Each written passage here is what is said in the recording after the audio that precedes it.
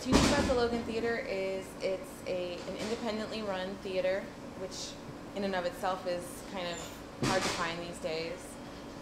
We are a mid-run theater, so we get movies 2 to 3, sometimes 4 or 5 weeks after they break, which is why we're able to offer discounted ticket prices.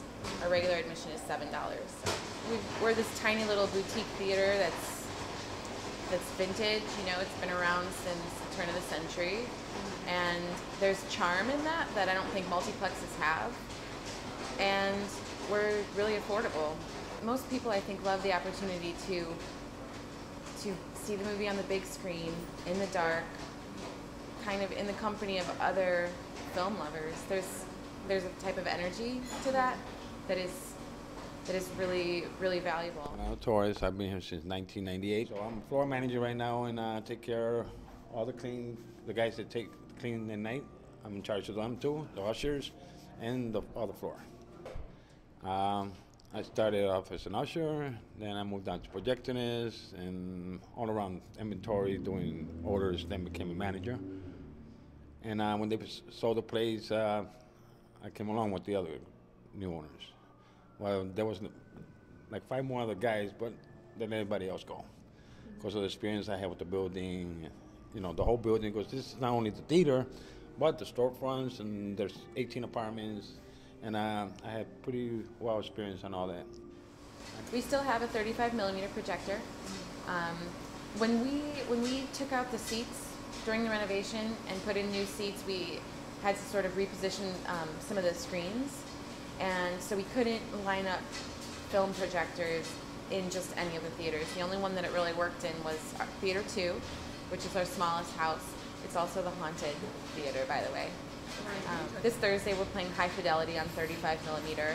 So we haven't done away with it, and we're actually thinking about possibly getting another one for one of our larger theaters, because there is such an affection for 35mm still.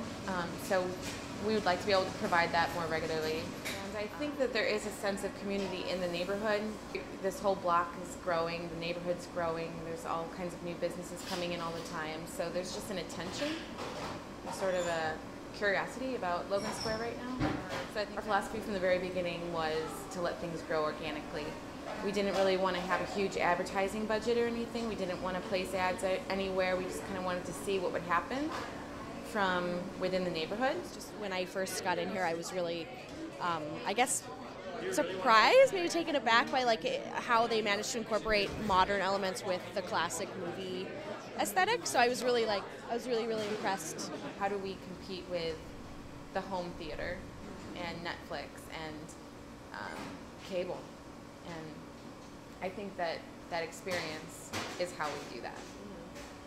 I think that's something that people will always crave, no matter how big their TV at home is. You know, no matter how the economy is. You know, a lot of industries have suffered in the last several years with the fall of the economy, but movie theaters have actually kind of held strong. And I think that says a lot about people's desire to go be part of something bigger than themselves.